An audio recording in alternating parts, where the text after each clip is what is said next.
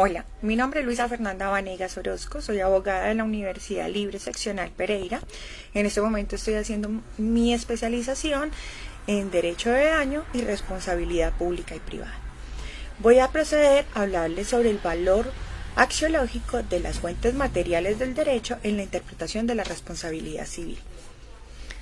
Para esto voy a desglosar todo lo que es el enunciado principal. Explicaré qué es el valor axiológico, qué es la interpretación, cuáles son las fuentes formales y cuáles son las normas de la responsabilidad civil, para cuál es la aplicación.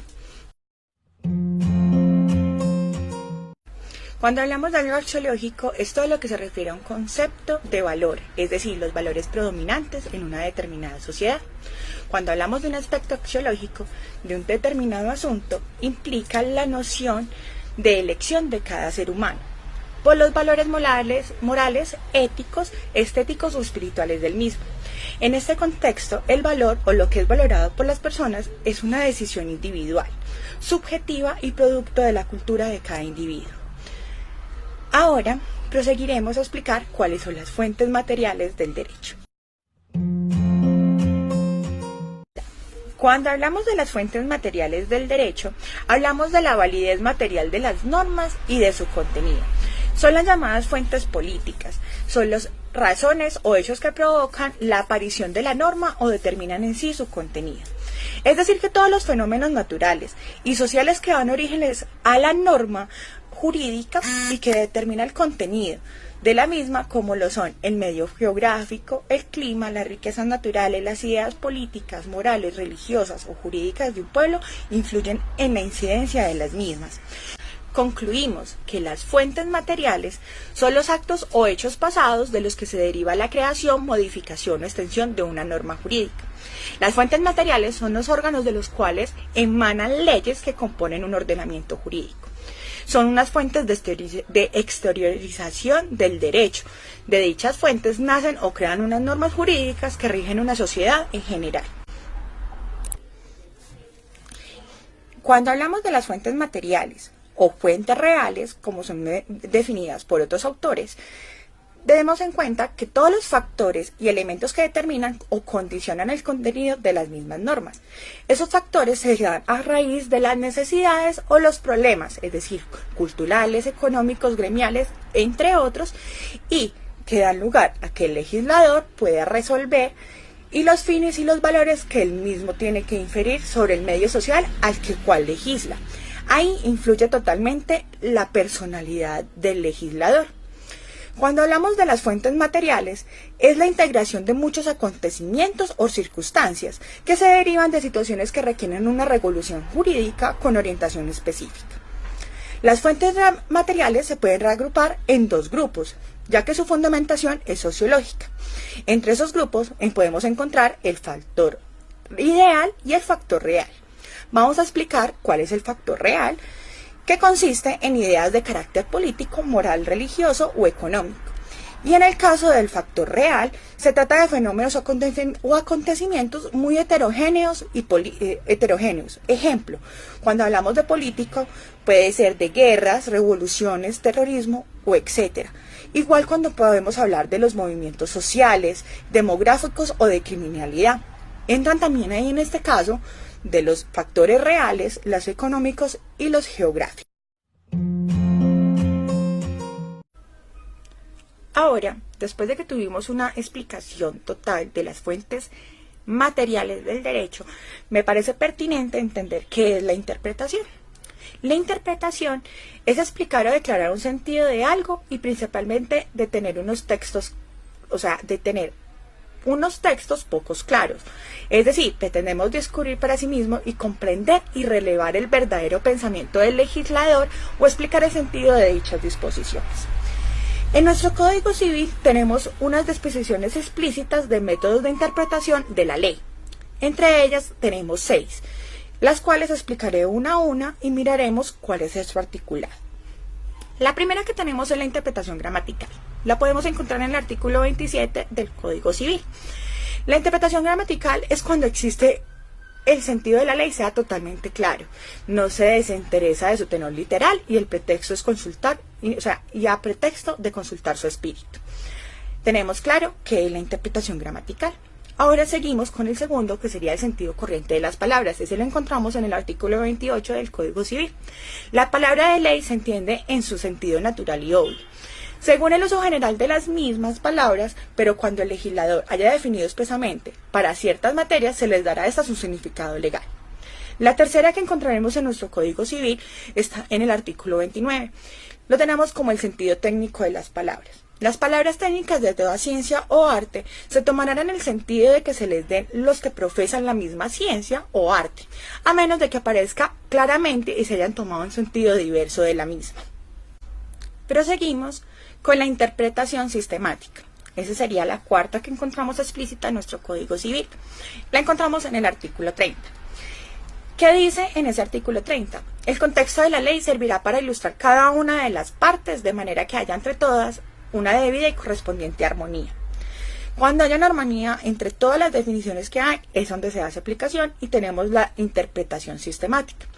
¿Qué pasa? Cuando hay pasajes oscuros de la ley pueden ser ilustrados por medio de otras leyes, particularmente si diversan sobre el mismo asunto. Se da la opción del uso de ella. Cuando hablamos de... Bueno, vamos a proseguir con otra. Decimos que vamos para la quinta método de interpretación explícito en nuestro código, que está en el artículo 31. Hablamos de la interpretación extensiva. Lo favorable o ocioso de una disposición no se toma en cuenta para ampliar o restringir su interpretación. Es decir, la extensión debe darse a toda la ley determinada por su genuino sentido y según las reglas de interpretación precedentes. Ya para terminar, vamos a encontrar la interpretación por equidad. La encontramos en el artículo 32 del Código Civil. En los casos que no se puede aplicar las reglas de interpretación, se interpretan los pasajes oscuros o contradictorios con el modo conforme que aparezca el espíritu general de la legislación y una equidad natural. Ahí encontramos la armonización de disposiciones legales oscuras o incongruentes. Podemos verificar en la Ley 153 de 1887 en su artículo 15.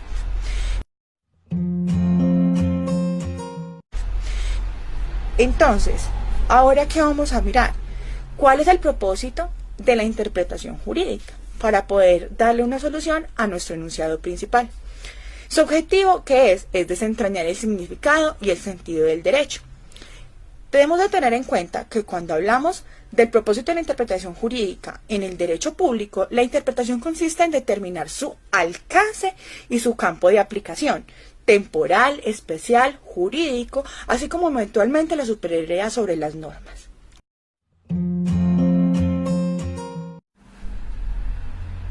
Ahora vamos a explicar qué es la responsabilidad civil, después de que dejamos en claro cuáles son los métodos de interpretación. La responsabilidad civil es la obligación de resarcir que surge como consecuencia de un daño provocado por un incumplimiento contractual. Hablamos ahí en ese caso de una responsabilidad contractual o de reparar el daño que se ha causado a otro con el que no existía un vínculo previo. Es decir, hablamos de responsabilidad extracontractual, sea de la naturaleza o de un bien equivalente que es por lo general monetario, habitualmente se hace mediante la indemnización de unos perjuicios. Eso es la responsabilidad civil. Si vamos a explicarlo bien, tenemos que verificar cómo está en nuestro código. En el Código Civil está explícito en el artículo 2341, en donde se define el principio básico sobre la responsabilidad civil y el cual establece lo siguiente. El que ha cometido delito o culpa o que haya inferido un daño a otro es obligado a la indemnización sin perjuicio de la pena principal que la ley imponga por culpa o el delito cometido. Este artículo se entiende como fuente formal, ya que surge a través de la necesidad que provocó la consecuencia de un acto o una acción. Ahora vamos a explicar en nuestro código cuáles son las clases de responsabilidades explícitas. Vamos a explicarlas una a una y daremos unos ejemplos, y al final daremos una conclusión con base a todo el enunciado. La primera con la que vamos a empezar se llama la responsabilidad solidaria. La encontramos en el artículo 2344 del Código.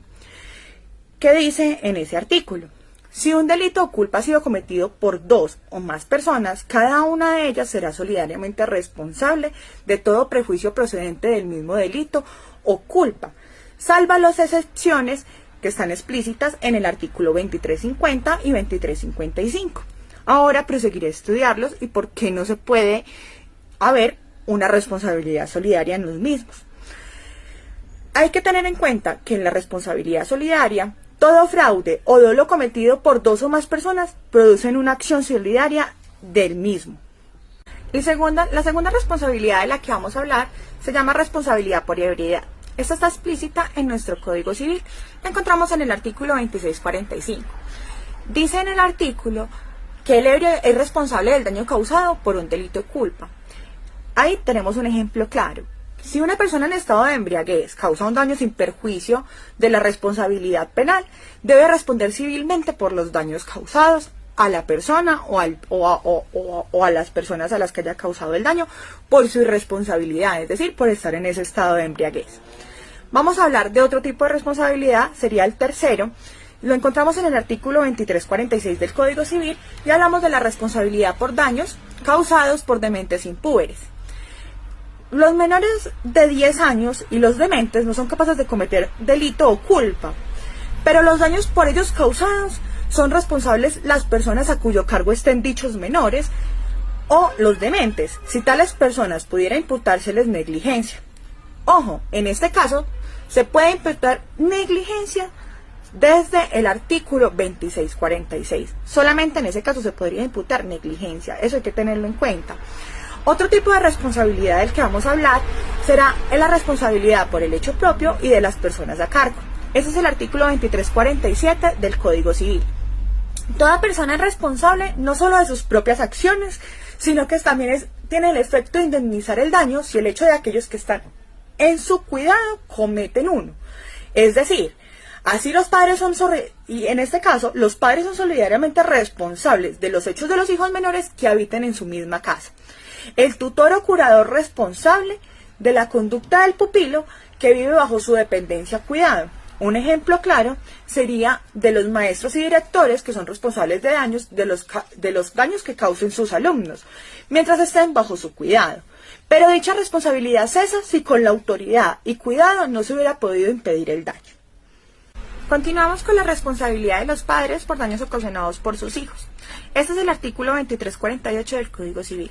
Hay que tener en cuenta, en este caso, daré varios ejemplos, en este caso daré dos ejemplos claros en los cuales los padres son responsables de los daños ocasionados por sus hijos.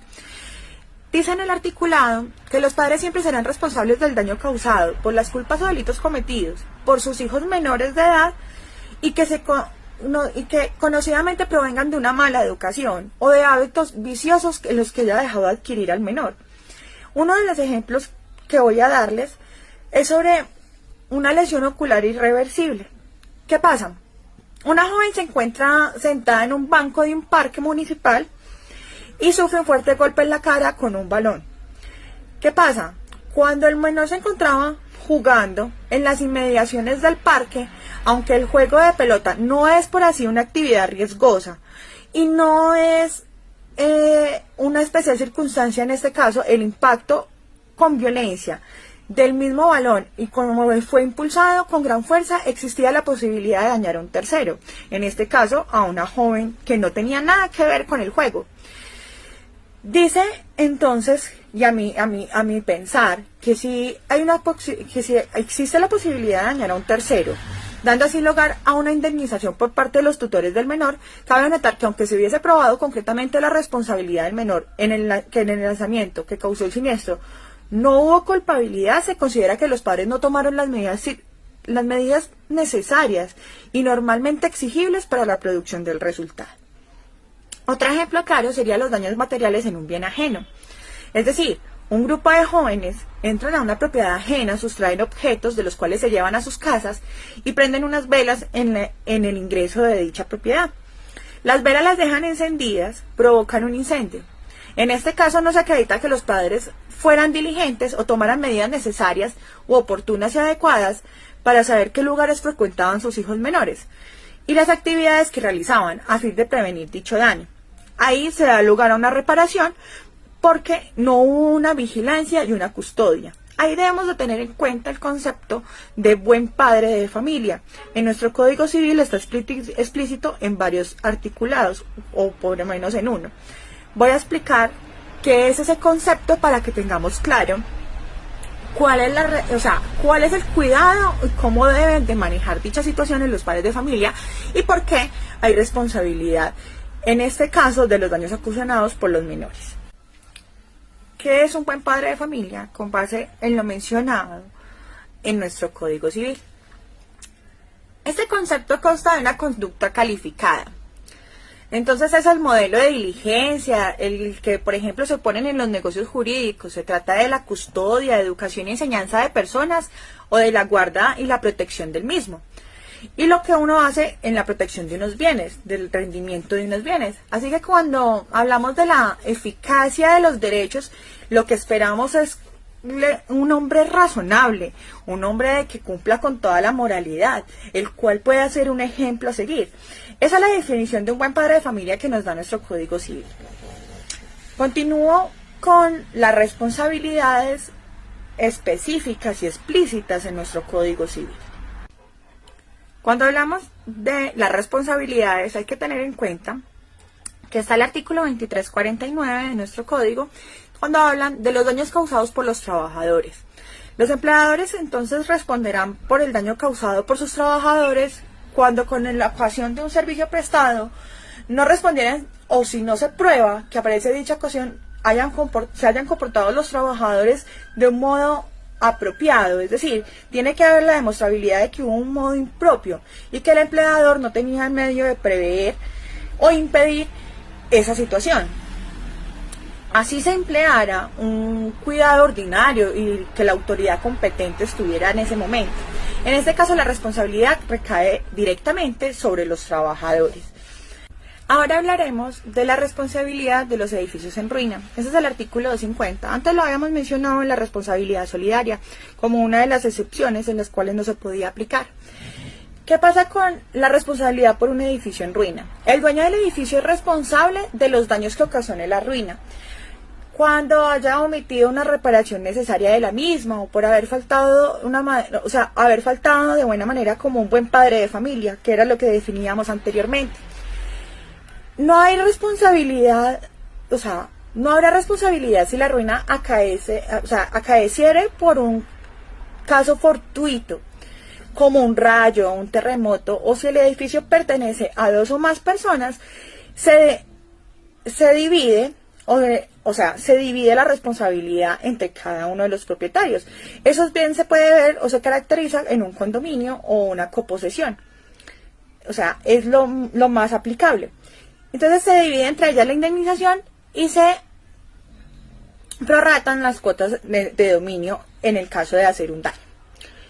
Otra de las responsabilidades que vamos a tener en cuenta, y era una de las excepciones expresadas que era en la primera que hablábamos de responsabilidad solidaria, es la del artículo 2355. Ya hablamos de la responsabilidad por cosa que cae o se arroja de un edificio. El daño en sí es imputable a todas las personas que habitan en la misma parte del edificio, pero la indemnización se dividirá entre todas ellas a menos de que se pruebe que el hecho fue por una persona específica y que fue con culpa o con mala intención de dicha persona exclusivamente. En ese caso será responsable esta persona solamente. Si hubiera alguna cosa que por parte de un edificio o por parte de un paraje elevado, que a veces colocan cosas en los parajes elevados de los edificios, una mata o una antena que pueda producir un daño y amenace caída o daño, podrá ser obligado el dueño de la misma a que la remuevan del edificio o del sitio o de la persona que se esté beneficiando de la misma. ¿Por qué? Porque está generando un riesgo hacia los demás. Y la persona que se encuentra en riesgo, sea de la misma unidad o condominio o de la misma parte del edificio que vea la situación, o cualquier persona de la sociedad, de nuestro común, tiene el derecho de pedir la remoción de las mismas. Ese también tenemos en cuenta, no lo olvidemos de que estaba dentro de las excepciones de la responsabilidad solidaria. Ahora hablaremos de la responsabilidad por daño causado por animal doméstico. Esto está estipulado en el artículo 2353 del Código Civil. El dueño de un animal es responsable de los daños causados por él mismo, aún después de que se haya soltado o extraviado. Eso está explícito en nuestro código. Y por último, vamos a hablar de la responsabilidad por malicia o negligencia, o también llamado por actividades peligrosas. Eso está en el artículo 2356 de nuestro código. Según el Consejo de Estado, define las actividades peligrosas de la siguiente manera. Una actividad peligrosa es cuando se rompe el equilibrio existente, colocando a las personas ante un peligro inminente de recibir una lesión en su persona o en sus bienes. La inminencia de un peligro que aborda la capacidad de prevención o resistencia común de los seres humanos son las características determinantes para definir las actividades peligrosas. No debe perderse de vista que el peligro es un concepto indeterminado y solo puede ser establecido por el juez en atención a las circunstancias particulares en el caso concreto en donde se debe aplicar. Ahí doy unos pequeños ejemplos y creo que queda totalmente claro de que en nuestro Código Civil hay responsabilidades explícitas en el mismo. Ahora, para concluir, volvemos a hacer la mención del enunciado principal, ya después de que lo desglosamos totalmente. Cuando hablamos entonces del valor axiológico de las fuentes materiales en la interpretación de las normas de la responsabilidad civil, damos claridad de que, claro, hay un valor predominante que es la sociedad. Hay unas fuentes materiales con las cuales se hace la creación de las normas y están basadas también en unos valores morales, es decir, todo lo que está en nuestro entorno y cómo debe ser aplicable las mismas. Y por eso la creación de las normas a partir de las fuentes materiales y todos los métodos de interpretación que lo vimos. Y al finalizar, pues dimos cuenta del tipo de responsabilidad que hay. Si no hubiera habido una interpretación de las situaciones y es más, de las necesidades que surgían en sociedad, no habría creación de la misma. Cabe anotar que con los ejemplos que se dieron en el caso de la responsabilidad con los padres, es preciso tener en cuenta cuál es la moralidad, cuáles son las formas en cómo fueron criados y cuáles son las formas en cómo uno puede ver dicha responsabilidad. Por eso sí es importante tener en cuenta el valor axiológico de las fuentes materiales para poder dar una interpretación lógica y básica a la responsabilidad civil. Por eso mismo se le da aplicabilidad y hacemos uso de la misma. Doy los agradecimientos por su atención, espero que haya sido suficientemente clara y que sea de uso para todos este video. Hasta luego.